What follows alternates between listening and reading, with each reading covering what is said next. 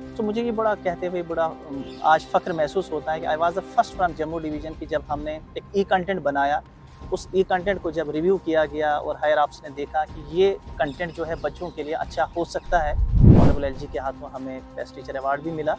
तो कहीं न कहीं मुझे लगता है कि जब इंसान की नीयत साफ़ हो, वो काम करे लगन के साथ, मेहनत के साथ, तो ये अवार्ड भी अपने आप आपको बुला लेता है। और अब हम टीचर्स को थोड़ा वो एक ट्रेडिशनल को छोड़ के जो आजकल हमें एनईपी 2020 के डिफरेंट कंपोनेंट्स को जब हम खंगाल के देखते हैं, तो वो हमें बहुत ईज़ी कर देती हैं हमारी टीचिंग एंड लर्निंग। जहाँ पे वो बच्चा हमारे पास अगर आ रहा है तो उसका इंटरेस्ट कैसे बना रहेगा, उस इंटरेस्ट को बनाना बहुत ज़रूरी है ताकि मैं एज़ ए टीचर उस बच्चे का कॉन्फिडेंस कभी टूटने ना दूँ। एक तो बड़ा जेन्युइन रीज़न था वहाँ पे पेरेंट्स का कि पढ़ के हमारे बच्चे आखिर करेंगे ही क्या?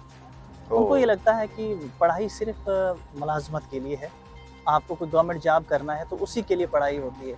लेकिन हम टीचर्स की ये रिस्पॉन्सिबिलिटी भी है, आज भी मैं समझता हूँ और हमेशा रहेगी कि हम उन पेरेंट्स को ये तो ज़रूर बताएं कि ये पढ़ाई बेसिकली लाइवलीहुड को अर्न करने का एक हो सकता है एक ज़रिया, लेकिन एक अच्छा इंसान बनने के लिए हमें पढ़ाई करनी पड़ेगी। देश भर के सरकारी स्कूलों को लेकर लोगों की अलग अलग धारणाएं हैं, लेकिन इन स्कूलों में भी आज भी कुछ ऐसे टीचर हैं जो सिर्फ बच्चों को पढ़ाते ही नहीं बल्कि उनकी ज़िंदगी बदलने में भी एक अहम मुकाम निभा रहे हैं। आज मेरे साथ भी एक सरकारी स्कूल के टीचर ही हैं, जवाज़ इकबाल वानी जी। ये वो टीचर हैं जिनको स्टेट लेवल पर 2022 में बेस्ट टीचर का अवार्ड भी दिया गया और ये नेशनल लेवल पर भी इनका जो नाम था वो गया। आज हम इनसे जानेंगे कि सिर्फ जो बच्चों को पढ़ाया जाता है स्कूलों में जो हम सुनते हैं ऐसा नहीं है, लेकिन उनके पीछे क्या कहानी है, क्या किस तरह से ये इस अवार्ड के लिए नामित हुए और किस तरह से इनकी क्रिएटिविटी है जो इनको आज इनका नाम जो है जम्मू कश्मीर में लोग बड़ी अच्छी तरह से जानते हैं। सर, आपका बहुत बहुत स्वागत है हमारे यूलन इंडिया में। Thank you Jawaz ji, very much sir. मैं जानना चाहूँगा कि सबसे पहले कि एक तो स्कूल के बेसिक सरकारी स्कूलों को लेकर लोगों की धारणा है कि वहाँ पर टीचर जो है कम पढ़ाते हैं, कम आते हैं, एक ऐसा चलता है। क्या है, कितना सच और कितना झूठ है ये? देखिए विकास जी, पहले तो मुझे बहुत खुशी है कि मैं एक गवर्नमेंट स्कूल का प्रोडक्ट हूँ और जिस स्कूल में मैंने पढ़ा है उस वक्त वो मिडिल स्कूल था, भड़तुन हाई स्कूल आज की डेट में वो है। उस वक्त ये डिस्ट्रिक्ट डोडा के अंडर आता था। अब जब रामबन डिस्ट्रिक्ट बना है तो no it is under district Ramban जी। तो उसी गवर्नमेंट स्कूल का मैं प्रोडक्ट हूँ और आज उसी स्कूल में पढ़ा रहा हूँ। तो मुझे बड़ी खुशी होती है कि मैं उसी स्कूल में पढ़ा रहा हूँ और जिस तरह मैंने अपना बचपन गुजारा है उस स्कूल में, वैसे ही मैं आज अपने बच्चों का वो बचपन देख रहा हूँ और कहीं न कहीं उनको विजुअलाइज़ करता हूँ और इस तरह से उनको लेके आगे बढ़ता हूँ। बहरहाल लोगों का नज़रिया है और हम जैसे टीचरों ने उस नज़रिए को भी बदलना है और उस नज़रिए को बदलने के लिए थोड़ा-सा आउट ऑफ द बॉक्स तो सर सोचना ही पड़ता है और उन बच्चों के साथ जॉयफुल एनवायरनमेंट में, उस खेल-खेल में जो मकसद है हमारा वो हम कहीं ना भूलें और जो हमने डिज़ाइन किया होता है ऑब्जेक्टिव उस पार्टिकुलर डे का, उस ऑब्जेक्टिव को हम अगर अचीव करके जा रहे हैं शाम को, कहीं न कहीं हमारी जीत होती है उसमें। तो जवाज़ जी, जिस तरह से एक कहा जाता है कि बच्चों के साथ टीचर का कम्युनिकेशन बहुत ज़रूरी होता है, लेकिन आप एक फार फ्लंग एरिया से आते हैं जहाँ पर बच्चों को स्कूल भेजने के लिए भी एक पेरेंट्स जो है 2 बार सोचता है। ऐसे एरिया में पेरेंट्स के साथ कनेक्टिविटी बिठाना और बच्चों के साथ कनेक्टिविटी बिठाने में कितना मुश्किलात आती है आपको? जी बिल्कुल, देखिए एक बड़ा चैलेंजिंग रहता है जब आप रिमोट एरिया में, जहाँ पे बच्चा 1 घंटा भी पैदल सफ़र करके आता है आपके पास स्कूल में, कभी-कभी 1.5 घंटे, 2 घंटे वाले बच्चे भी ऐसे हैं जो जी। सुबह घर से निकलते हैं और हम तक पहुँचते हैं। अब हम टीचर्स को थोड़ा वो एक ट्रेडिशनल को छोड़ के जो आजकल हमें एनईपी 2020 के डिफरेंट कंपोनेंट्स को जब हम खंगाल के देखते हैं, तो वो हमें बहुत ईज़ी कर देती हैं हमारी टीचिंग एंड लर्निंग को। जहाँ पे वो बच्चा हमारे पास अगर आ रहा है तो उसका इंटरेस्ट कैसे बना रहेगा, उस इंटरेस्ट को बनाना बहुत ज़रूरी है ताकि मैं एज़ ए टीचर उस बच्चे का कॉन्फिडेंस कभी टूटने ना दूँ। और इसमें मुझे बड़े फ़ख्र से ये बात मैं आपको ये कहूँ कि हमने ऐसे कई बच्चे हमारे स्कूल से निकले जो इस मेरी 12-13 साल की जर्नी में अपने कॉन्फिडेंस को वो नहीं तोड़े और आज वो एक अच्छे मुकाम पे हैं, हायर एजुकेशन में है या अगर कहीं सोसाइटी में भी कुछ कारोबार कर रहे हैं तो बहुत अच्छा काम कर रहे हैं, जो मैं समझता हूँ कि एक टीचर का इससे बड़ा शायद कोई कंट्रीब्यूशन सोसाइटी को नहीं हो सकता। सर, मैं एक चीज़ मैं सर ही कहूँगा बिकॉज़ आप टीचर हैं और मेरे लिए बहुत फ़ख्र की बात है कि मैं एक टीचर से बात कर रहा हूँ। मैं ये भी सर जानना चाहूँगा कि जिस एरिया में आप काम करते हैं या जिस तरह से आप लगातार, हमने भी सुना कि आपने बहुत कम्युनिटी क्लासेस ली हैं, आपने कोविड के दौरान बहुत काम किया, इवन आपको आपके लेक्चर्स रेडियो पे चले हैं, आपके इंटरनेट पे चले हैं। मुझे इसके बारे में थोड़ा सा बताएंगे ताकि दर्शकों को पता चले या जो टीचर बनना चाहते हैं उनको पता हो कि आउट ऑफ द बॉक्स आपको कुछ सोचना पड़ेगा अगर आप बच्चों से अच्छा कॉन्टैक्ट रखना चाहते हैं तो। बिल्कुल सर, देखिए जब कोविड शुरू हुआ तो इनिशियल फेज़ हम सब के लिए बड़ा चैलेंजिंग था। मैं एज़ ए साइंस स्टूडेंट भी सोचता था शायद दुनिया ख़त्म है, अब इस वायरस ने पता नहीं कब किसको ले डूबना है। उस वक़्त जो भी हमारे हायर अप्स पे हमारे ऑफिसर्स थे, because they are the think tank basically, और जब हमारे पास उनकी तरफ से ये एक मैसेज पहुँचा कि कुछ किया जाए टीचर्स के एंड से, कुछ आउट ऑफ द बॉक्स, तो मुझे ये बड़ा कहते हुए बड़ा आज फ़ख्र महसूस होता है कि I was the first from Jammu division की जब हमने एक ई कंटेंट बनाया, उस ई कंटेंट को जब रिव्यू किया गया और हायर अप्स ने देखा कि ये कंटेंट जो है बच्चों के लिए अच्छा हो सकता है। अब वो ई कंटेंट जो था वो वीडियो कंटेंट था। हमारी एक सरल ऐप उस वक्त चलती थी डायरेक्ट स्कूल एजुकेशन जम्मू की तरफ से, जिसको फिर पब्लिक डोमेन में डाला जाता, हर स्कूल के व्हाट्सएप ग्रुप में बच्चों तक वो पहुंचा। लेकिन फिर यहाँ देखा गया कि बहुत सारे ऐसे बच्चे हैं जो उस कंटेंट को एक्सेस नहीं कर पा रहे हैं। तो देन व्हाट, फिर यहीं से एक आर्डर आया था, क्यों ना हम इन बच्चों के लिए रेडियो क्लासेस चलाएं, और ऑल इंडिया रेडियो से स्लॉटिंग प्रॉपर्ली बुक हुई और जिसमें हमारे कंटेंट, और मुझे बड़ी खुशी हुई उस वक़्त की जब बहुत सारे टीचर्स हमारे साथ जुड़े और उन्होंने इन कंटेंट्स को बनाना शुरू किया और बच्चों के लिए वो कंटेंट्स भी चले रेडियो पे। लेकिन फिर बहुत तबका बच्चों का ऐसा था जो ना रेडियो से उन तक वो कंटेंट पहुंचता, उनको वो पढ़ाई हो रही थी, और नहीं तो मोबाइल या टेलीविज़न से। फिर उनके लिए कम्युनिटी क्लासेस शुरू हुई जो बहुत देर तक चली और बड़ा फ़ायदा हुआ उन कम्युनिटी क्लासेस से। एक तो वो डर भी निकला, वो खौफ जो वायरस का था, और साथ ही साथ कहीं न कहीं वो पढ़ाई का जो गैप था उसको मिनिमाइज़ किया हमने। सर, जिस तरह से आपको अवार्ड मिला 2022 में, इस अवार्ड के लिए क्या क्राइटेरिया थे और किस तरह से मतलब अगर कोई अब करना भी चाहे जितने भी टीचर्स हैं, तकरीबन जैसे एक आइडिया है कि 1.5 लाख के आसपास हमारे जम्मू कश्मीर में अंदाज़न एक गवर्नमेंट टीचर्स हैं, तो क्या क्राइटेरिया और किस तरह से कोई इस अवार्ड के लिए टीचर अप्लाई कर सकता है? जी बिल्कुल। देखिए सर, हर साल मिनिस्ट्री ऑफ एजुकेशन की तरफ से एक लिंक जो है ओपन हो जाता है, जहाँ पे हमें अपने आप को एक रजिस्टर करना होता है एज ए टीचर। वहाँ पे लॉगिन आईडी हमारी क्रिएट हो जाती है। उसके बाद हम वहाँ पे एक डिफरेंट क्राइटेरियाज़ होते हैं, कभी कभार वो क्राइटेरिया सेम भी रहते हैं, कभी कभार वो चेंज भी होते हैं। जो लास्ट ईयर के क्राइटेरियाज़ हैं अभी भी साइट पे अवेलेबल हैं। उन क्राइटेरियाज़ के अगेंस्ट हमें अपना जो कंट्रीब्यूशन होता है उस स्कूल में, मिनिमम सर्विस टेन्योर 10 साल होना चाहिए एक टीचर का, उसके बाद वो एलिजिबल होता है। और वहाँ पे वो अपने सारे वो कंट्रीब्यूशन जो है वो डालता है। ब्रीफ नोट भी डालना होता है उसका, थोड़ा सा वीडियो कंटेंट भी डालना होता है। अगर आपके पास फोटोग्राफ्स वगैरह हैं, वो डालने के बाद फिर उस सब को डिस्ट्रिक्ट लेवल पे एक कमेटी जो है वो डिस्ट्रिक्ट ऑफिसर्स की बैठ के उसको स्क्रूटनाइज करती है। वहाँ से जो बेस्ट एंट्रीज़ होती हैं उनको डिवीज़न लेवल पे भेजा जाता है। वहाँ से 10 बेस्ट एंट्रीज़ को यूटी लेवल पे भेजा जाता है, और उसमें से 2 को फिर नेशनल के लिए भेजा जाता है। और आई एम फॉर्चुनेट एनफ कि 22 में मुझे भी नेशनल लेवल पे जाना पड़ा। ऑनरेबल जूरी के सामने हमें प्रेजेंटेशन दे पाए हम, और फाइनली ऑनरेबल एलजी के हाथों हमें बेस्ट टीचर अवार्ड भी मिला।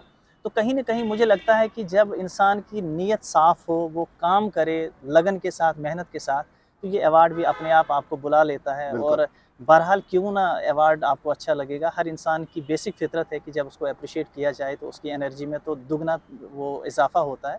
तो ये डिफरेंट पैरामीटर्स होते हैं इसके, जिस पे हर एक टीचर अप्लाई करना चाहिए भी और कर भी सकता है। और क्यों ना करे, जब गवर्नमेंट ने रखा है एक प्रोविज़न कि आप बेस्ट हैं तो आइए ना बेस्ट की कैटेगरी में आप। तो इस तरह से फिर वहाँ पे जाके बहुत ही बाइज़्ज़त तरीके से आपको 50,000 नगद भी मिलता है, आपको एक मेडल मिलता है, हौसला बढ़ता है आपका और जो टीचर है वो लगातार और मेहनत से काम करता है।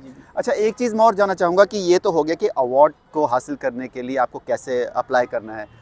आपने ऐसी क्या क्या क्राइटेरिया जिसमें आपको लगता है कि आप फिट बैठे, या उस चीज़ को आपने वहाँ पर सिस्टम में डाला, या जो भी आपने किया अभी तक, जितनी कम्युनिटी क्लासेस लिए, जो भी लिया, क्या क्या किया आपने जो आपको लगता है कि आप अवार्ड में लेने में कहीं ना कहीं उन्होंने चीज़ों ने आपको बहुत मदद हासिल की? देखिए सर, कुछ काम आपके इंडिविजुअल होते हैं, लेकिन कुछ एज ए ग्रुप भी होते हैं। तो मैं आज अपने उन सभी टीचर्स को, जो बहुत कम ही हमें उस इंस्टीट्यूशन में, उनको भी ये पूरा क्रेडिट दूंगा, क्योंकि जब कभी भी एक आइडिया रखा गया उनके सामने उन्होंने पूरा सपोर्ट किया। मेरे जो फेलो कलीग्स हैं उनका भी बहुत बहुत मैं शुक्रगुजार हूँ। और मैं उनको अक्सर कहता हूँ ये अवार्ड मेरा नहीं, हम सब का है।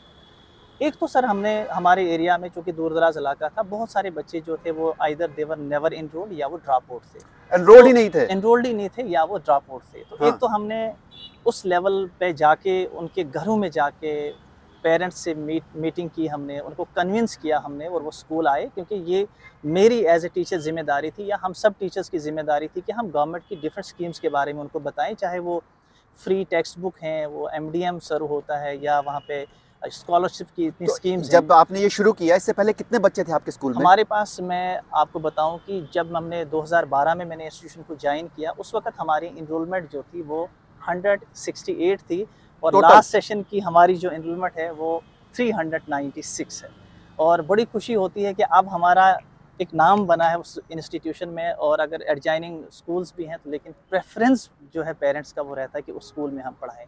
उसमें बेसिक ये था कि एक दो चीज़ें हमने बड़ी प्रैक्टिकल की, जैसे हमारे पास गर्ल्स स्टूडेंट्स बहुत ज़्यादा हैं वहाँ पे, और हमें बहुत सारी बच्चियाँ जो थी वो एब्सेंट रहती थी। उसके पीछे एक रीज़न था कि एक बायोलॉजिकल प्रोसेस होता है, हर बच्ची को जो ग्रेड 8, 9, 10 की बच्चियाँ हैं, दे कम अंडर साइकिल, जो हर जी। महीने एक मेंस्ट्रुअल साइकिल होता है। अब जब हम नए-नए उस स्कूल में गए तो हम सारे मेल मेंबर थे, जी। तो बड़ी प्रॉब्लम आई कि किस तरह से हम इन बच्चियों को एजुकेट करें। एक बड़ा स्टीरियोटाइप है, गाँव का माहौल गाँव के है, माहौल में बहुत मुश्किल होता है। मदर्स हाँ, भी जी। ओपनली बच्चियों के साथ बात नहीं कर पाती हैं, तो फादर्स की तो दूर-दूर तक की बात रहेगी। फिर हमने बाकी स्टाफ के साथ बैठ के, हमने वहाँ की जो भी, अगर कोई पैरामेडिकल में कोई नर्सिंग स्टाफ है, उनको बुला के तो बच्चों को अवेयर किया। लेकिन अवेयरनेस के दौरान हम खुद खड़े रहे as a male staff member, ताकि उनको भी लगे कि ये टीचर भी किसी बेटी का बाप है, किसी बहन का भाई है, बिल्कुल। इसके घर में भी इस साइकिल से वो बेटियां, वो बहनें गुजरती एक हैं। तो साइकोलॉजिकल इफेक्ट पड़ता है उस चीज़ का, उससे बिल्कुल। इतना अच्छा इफेक्ट पड़ा कि एक तो बच्चों के अंदर का वो कॉन्फिडेंस बढ़ा, साथ ही साथ हमने उनके लिए वो सैनिटरी पैड्स उस वक्त से हमने अवेलेबल करवाए हुए हैं। और उसमें सबसे, आपको बहुत अच्छा लगेगा ये सुन के, कि हम खुद से कुछ नहीं करते हैं। अब हर साल क्या होता है कि जो सीनियर मोस्ट गर्ल्स होती हैं हमारी, जैसे क्लास 10th की हैं, वही सारा मैनेज करती हैं। उनको बताया गया है कि फलानी जगह एक लॉकर पड़ा है, वहाँ पे उसकी की है, वहाँ पे सैनिटरी पैड्स हैं। आप ही बच्चों ने जिसको ज़रूरत है उस तक पहुँचाने हैं, वो उन्हीं को आपने समझाना है कि किस तरह से इनको आपने डिस्पोज़ ऑफ करना है। और इससे हमें उन बच्चियों का जो वो एब्सेंटिज़म का वो मसला था वो भी ख़त्म हुआ, क्योंकि हर एक टॉपिक प्रीवियस के साथ भी लिंक्ड होता है और आने वाले दिन के साथ भी लिंक होता है। तो कहीं न कहीं ये एक बहुत सैटिस्फैक्टरी भी रहा, और बहुत ही ये हमारी उस वहाँ के स्कूल में एक तो रेगुलरिटी को मेंटेन करने में बहुत फ़ायदा हुआ। और क्या-क्या वजह थे सर, जिसकी वजह से आपको लगता है कि बच्चे नहीं आते थे स्कूल्स में, या उनके माँ-बाप भी, कई बार ऐसा था कि माँ-बाप भी सोचते थे कि बच्चा स्कूल जाके क्या करेगा? क्या-क्या रीज़न आपको लगते हैं, और 1-2 ऐसे कुछ? एक तो बड़ा जेन्युइन रीज़न था वहाँ पे पेरेंट्स का, कि पढ़ के हमारे बच्चे आखिर करेंगे ही क्या? उनको ये ओह! लगता है कि पढ़ाई सिर्फ़ मुलाज़मत के लिए है। आपको कोई गवर्नमेंट जॉब करना है तो उसी के लिए पढ़ाई होती है। लेकिन हम टीचर्स की ये रिस्पॉन्सिबिलिटी भी है, आज भी मैं समझता हूँ और हमेशा रहेगी, कि हम उन पेरेंट्स को ये तो ज़रूर बताएँ कि ये पढ़ाई बेसिकली लाइवलीहुड को अर्न करने का एक हो सकता है एक ज़रिया, लेकिन एक अच्छा इंसान बनने के लिए हमें पढ़ाई करनी पड़ेगी। और हमारी ग्रंथों में भी, हमारी रिलीजियस बुक्स में भी पढ़ाई पढ़ाई के लिए ही तो कहा गया। जी। हमारे कुरान में तो पहली आयत ही उतरी, इकरा, जहाँ जिसका मतलब ही था कि आपको अगर 7 समुंदर पार भी जाना पड़े और आप इल्म के लिए जी। निकलें। तो इन सब बातों ने हमें हेल्प किया कहीं न कहीं, लोगों को प्रेरित करवाने के लिए, कि यू कम एंड आप अपने बच्चों को रखें स्कूल में। आप देखिए हर दिन कुछ न कुछ नई बात बच्चा सीख के जाता है, क्योंकि घर का एनवायरनमेंट अलग है, स्कूल का एनवायरनमेंट अलग है। दोनों एनवायरनमेंट के बीच में जब बच्चा है, तो वो टीचर के पास ज़्यादा टाइम जब रहता है, इफ़ेक्टिवली एक फॉर्मल वे में रहता है, तो उसको गुड और बैड की जो है वो बिल्कुल। प्रैक्टिस होती है। और फिर रियल लाइफ में उसको पता होता है this is good, this is bad, और ये सब वो जो है वो स्कूल से ही पता चलता है। तो इस सब से भी हमें बहुत फ़ायदा हुआ। पेरेंट्स को ये महसूस हुआ कि नहीं, ये पढ़ाई जो है सिर्फ़ मुलाज़मत के लिए नहीं है, कहीं मुझे अगर एप्लीकेशन भी लिखनी है तो वहाँ भी तो काम वहाँ आएगी। पे भी हाँ, काम आएगा मेरे बच्चे का पढ़ा लिखा होना। बिल्कुल। तो ये सब चीज़ें जो हैं बहुत फ़ायदेमंद होती हैं। अच्छा, एक चीज़ मैं और पूछना चाहूँगा आपसे कि अभी भी कुछ ऐसे टीचर्स हैं जो अ, अच्छी तरह से, मतलब जिनका काम करने का जो तरीका है वो बहुत ही लाइट वे में रहता है। किस तरह से अगर वो भी अपने आप को बनाना चाहें, कि अपने आप को आगे लाना चाहें, क्योंकि माहौल ऐसा होता है कि कई बार वो ऐसे माहौल में रहते हैं, वो नहीं कर पाते। तो क्या लगता है आपको, उनको ऐसी क्या चीज़ें करनी चाहिए, कुछ हट के करना चाहिए, ताकि वो उनका भी एक नाम बने और वो भी एक बच्चों से ऐसा कम्युनिकेशन कर सकें, तो शायद वो भी, जैसे आप एक इनाम जीते हैं, आप एक प्राइज़ जीते हैं, आपको एक बहुत बड़ा मेडल मिला है, वो भी उस क्राइटेरिया, उस कैटेगरी में फिट हो सकें? जी, बिल्कुल। एक तो हमें थोड़ा-सा जो traditional way of teaching learning जो हमारा था, मैं ये नहीं कहता कि वो गलत था और उसको हुँ। टोटल छोड़ देना चाहिए। जी। उसके साथ हमें मॉडर्न टीचिंग लर्निंग को सप्लीमेंट करना बहुत ज़रूरी है। हमारी एनईपी 2020 ने बहुत कुछ हमें आसान भी किया हुआ है, जिसमें क्लियरली लिखा है कि एक्सपीरियंशियल लर्निंग पे ज़्यादा जोर दिया जाए। जी। वो एक्सपीरियंशियल लर्निंग सर, अगर कहीं आईसीटी लैब्स है तो उन लैब्स को फंक्शनल करें हम, आईसीटी लैब्स के थ्रू हम बच्चों को पढ़ाएं। हमें जहां लगता है कि कोई कंटेंट जो है मुझे जॉयफुल इन्वायरमेंट में बच्चे को समझाना है, तो वहाँ पे मैं कोई एक्टिविटी ऐसी डिज़ाइन करूँ जो low cost no cost teaching material से बनी हो। मैं हमेशा क्लासरूम के अंदर बच्चों को ना पढ़ाऊँ, थोड़ा बाहर ग्राउंड में भी पढ़ा सकता हूँ। मैं पोइट्री पढ़ा रहा हूँ तो जब मैं खुले आसमान के नीचे पढ़ाऊँगा तो उसकी बात ही कुछ अलग होगी। बच्चों में एक अलग सा मैं माहौल बनेगा। एनवायरमेंटल साइंस पढ़ा रहा हूँ तो जब मुझे फूड चेन पढ़ानी है तो मैं क्लासरूम के अंदर ही क्यों पढ़ाऊँ, मैं थोड़ा बाहर निकलूँ व्हाइट बोर्ड ब्लैक बोर्ड से, मैं बाहर उसको नेचर में लेके फूड चेन फूड वेब पढ़ाऊँ। तो ये मैं उदाहरण के तौर पे कह रहा हूँ कि बहुत सारे हमारे ऐसे टीचर हैं सर, आप यकीन नहीं करेंगे, बेस्ट टीचर हमारे JNK में है। इस चीज़ को मैंने खुद रियलाइज़ किया। लास्ट ईयर हमें डायरेक्टेड ऑफिस से जाना पड़ा, यहाँ से नॉमिनेट हुए हम RI अजमेर में ट्रेनिंग के लिए, और वहाँ के डायरेक्टर साहब ने खुद कहा कि जो नॉर्दर्न स्टेट्स के टीचर हैं और सबसे बेस्ट टीचर मुझे JNK के टीचर मिलते हैं। तो हम जैसे टीचर्स के लिए एक बहुत बड़ा वो काबिल फ़ख्र वो कम्प्लीमेंट था वहाँ पे। तो बहुत अच्छे टीचर हैं हमारे, और मैं चाहूँगा कि उनको चाहिए अपनी बेस्ट प्रैक्टिसेस को वो आगे लाएँ, वो अप्लाई करें ऐसे अवार्ड्स के लिए, बाकियों के लिए भी इंस्पिरेशन आप बने, और हम सारे मिल के जब अच्छा कुछ करेंगे तभी हमारा नाम और बेहतर होगा। मैं हमेशा समझता हूँ हमारा बड़ा एक डिस्टिंग्विश्ड जो है एक प्रोफेशन है पूरी सोसाइटी में, बिल्कुल। एक पैगमाना पेशा है हमारा, तो हमें तो किसी की तलब भी नहीं रखनी चाहिए, हमें तो ये काम करते ही जाना चाहिए। लेकिन अगर आप अच्छा करते हैं तो उसको आगे लाएं, दूसरों के लिए भी वो एक नमूना बने। तो सर एक बड़ा स्टीरियोटाइप बना हुआ है कि गांव में जाकर पढ़ाना टीचर्स के लिए, कि वहाँ जाके पढ़ाई नहीं होती है, वहाँ बच्चे नहीं आते हैं, या टीचर्स वहाँ पे अच्छे नहीं मिलते हैं। एक स्टीरियोटाइप बना हुआ है अभी भी हम जब बात करते हैं कि तो किस तरह से स्टीरियोटाइप को तोड़ा जाए? क्या आप कहेंगे कि जो नए टीचर्स बनना चाहते हैं उनको भी गांव में जाके पढ़ाना चाहिए? कहीं ना कहीं एक स्टीरियोटाइप तोड़ना बहुत ज़रूरी है हम लोगों के लिए भी। मैं आपको बड़ा अजीब लगेगा सुन के कि मुझे लगता है हम सबको गाँव में जाना चाहिए। हमारा हिंदुस्तान गाँव है, और गाँव में ही ज़्यादातर बच्चा हमारे गवर्नमेंट स्कूलों में पढ़ता है। सिटी में तो गवर्नमेंट स्कूलों में बहुत कम बच्चे होंगे, और गाँव में जब हम जाते हैं तो बहुत सारी ऐसी बातें हो सकती हैं जिससे हम डिस्करेज होंगे। लेकिन एक ही बात तो है जो हमें हमेशा इनकरेज करती है कि मैं टीचर हूँ और उन बच्चों के लिए मैं आया हूँ जिनका कोई नहीं है, और उनका फ्यूचर बनाने के लिए उनको एक अच्छा शहरी कम से कम मैं बना सकूँ, ताकि जो आने वाले कल में एक बड़ा ही रिस्पेक्टेबल शहरी हो, वो छोटा भी कंट्रीब्यूशन उसका जो होगा वो पूरे मुल्क का एक कंट्रीब्यूशन बनेगा। तो मैं समझता हूँ जितनी भी हमारी नई पीढ़ी है उनको प्रोफेशनली इस टीचिंग की तरफ आना चाहिए, और जब वो प्रोफेशनल टीचर बन के आएंगे मुझे पूरा यकीन है कि वो बहुत इंजॉय करेंगे इस प्रोफेशन को, उनको कुछ और नहीं दिखेगा इस टीचिंग के सिवा। तो एक मेरा क्वेश्चन है जवाज़ इकबाल बानी से। जवाज़ इकबाल बानी जो अब तक पढ़ाया, वो इसलिए पढ़ाया कि उसको पुरस्कार मिल सके, या उसने पढ़ाया इसलिए पुरस्कार मिला? मुझे पता भी नहीं था 2022 तक कि ये, आल्दो मैं अखबारों में पढ़ता, मैं आज भी बहुत किताबों का मुताला करना पसंद करता हूँ, पढ़ता रहता हूँ। तो हम देखते थे अच्छा फलाने टीचर को ये अवार्ड मिला, और उस वक्त तक मेरी जहन में इमेज बनी थी कि जब आपकी 25-30 साल सर्विस होती है शायद उसके बाद ऐसा कुछ होता होगा।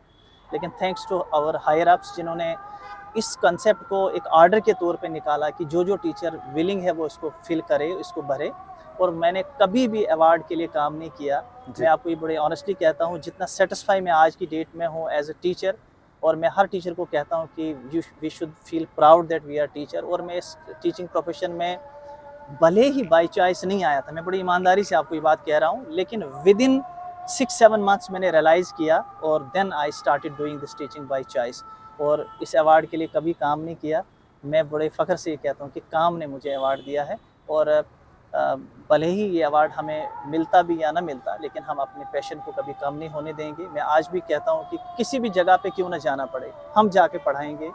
हमें कोई कहे कि ये बच्चा कुछ नहीं कर पा रहा है, मैं चैलेंज के तौर पे लेता हूँ, आप मुझे भेजो तो सही, मैं देखता हूँ क्यों नहीं वो पढ़ेगा, हमारा जैसा ही तो वो बच्चा है, बस उसके रंग में डालना बहुत ज़रूरी है, कम्युनिकेशन समझना बहुत ज़रूरी है, और जो उसकी नीड है उस नीड को समझने के बाद अकॉर्डिंग टू नीड जब दिया जाए, सर बिल्कुल वो पढ़ेगा, वो बढ़ेगा। तो सर एक मेरा आपसे आखिरी सवाल ये रहेगा कि JNK गवर्नमेंट किस तरह से इस चीज़ को आगे बढ़ा रही है, एजुकेशन के लेके? प्राइज़ एक उसका एक पार्ट है, लेकिन और क्या क्या चीज़ें हैं जो आपको लगता है कि गवर्नमेंट इस वक्त कर रही है जिससे एजुकेशन हमारी JNK में और बढ़े? बहुत ही अच्छे स्टेप्स लिए जा रहे हैं, जैसे ICT लैब्स गाँव के स्कूलों में। मैं अभी भी आपको कह रहा हूँ कि डिस्ट्रिक्ट रामबन का सबसे दूर का स्कूल मेरा है, तो वहाँ पे भी ICT लैब है। अब अगर उस आईसीटी लैब का मुझे पता ही नहीं है कि मैं कैसे उन बच्चों को उससे पढ़ाऊँ, तो वो मेरी फिर कमी रहती है, गवर्नमेंट की नहीं रहती है। पहले मैं चाहूँगा आप हमारे दर्शकों को ज़रूर बताएं कि आईसीटी की फुल फॉर्म क्या है, क्योंकि आधे कुछ लोगों को शायद उसका मतलब भी ना पता हो। जी बिल्कुल, इंफॉर्मेशन एंड कम्युनिकेशन टेक्नोलॉजी, जो आजकल हम जानते हैं कि हम सब के बच्चे, चाहे हम शहर में रहने वाले हैं, गाँव वाले रहने वाले हैं, बच्चा जब कुछ खेलना शुरू करता है तो वो मोबाइल फ़ोन की तरफ जा रहा है, और हम बड़ों का भी स्क्रीन टाइम जो है वो बहुत ज़्यादा बढ़ गया है।